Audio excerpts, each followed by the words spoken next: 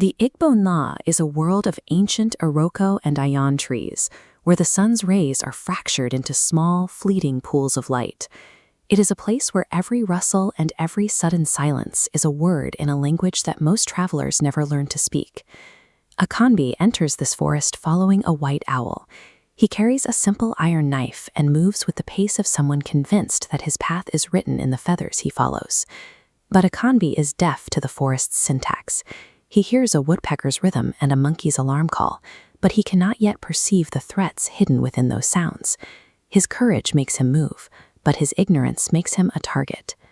Near a fallen silk cotton tree, he finds Akanda. She is curled into the earthen hollow of the roots, her knuckles white as she grips her knees. She is whispering frantic, desperate prayers to herself, her shoulders heaving with the effort of containing her sobs. While Akanda is physically frozen, she sees the environment with a clarity Akanbi lacks. She knows the plants' names, the night wind's scent, and the exact difference between a harmless shadow and a coiled predator. In the Igbo Nla, isolated strengths are liabilities. The person who runs without looking falls into a pit. The person who looks without moving starves in the roots. Survival requires both traits to function at once. At a silver-veiled waterfall, the two fugitives make a choice. They prick their thumbs with a thorn and mingle their blood in the water of a sacred pool.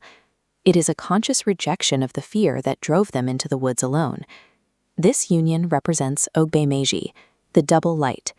In Yoruba cosmology, this is the active pursuit of balance between two opposing but necessary forces. To navigate the forest, they adopt the roles of the drummer and the dancer. The drummer provides the strength and the forward rhythm, while the dancer interprets the terrain and navigates the obstacles. These skills interlock to create a complete mechanism. One provides momentum, the other perception.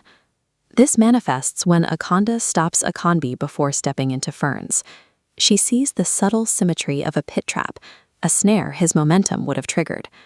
This survival system only works when the person moving forward yields to the person who sees the path. The roles reverse when they reach a gorge where a landslide has destroyed the trail. Akanda stops at the edge, her breath catching as she looks at the crumbling scree and the drop below. Akanbi takes the role of the drummer. He plants his feet on the unstable slope and offers a steady hand, providing the physical anchor Akanda needs to move past the precipice. He moves backward with deliberate care, finding secure purchase for both of them. He becomes the unwavering rhythm that allows her to cross the landslide. Once across, they face the threat of hunger. Akanbi reaches for a cluster of yellow fruit, unaware that the flesh of the Eso Ogorbo brings on fever and madness before it stops the heart. Akanda pulls him back, identifying the poison. She shifts leadership back to her knowledge of the forest's pharmacopoeia. She digs up bitter yams, which are toxic in their raw state. She grinds them into a paste and holds them under the cold current of the stream for hours, leaching out the toxins until the poison is transformed into sustenance. This partnership is fluid. It requires a handoff of leadership based entirely on the specific nature of the immediate threat. They eventually settle in a sheltered rock alcove. Akanbi watches the path, while Akanda prepares their camp, the two of them operating as a single unit.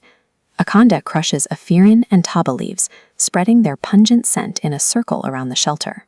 This botanical shield repels insects and discourages predators. Balance is an active state. It is the constant negotiation between two people who recognize their own limitations. It is the rhythmic strike of the drum meeting the precise placement of the dancer's foot. One provides the structure, the other provides the navigation. Surviving the world's complexities means accepting that you cannot hold every key. You must find the person who sees what you are blind to. You must find your drummer.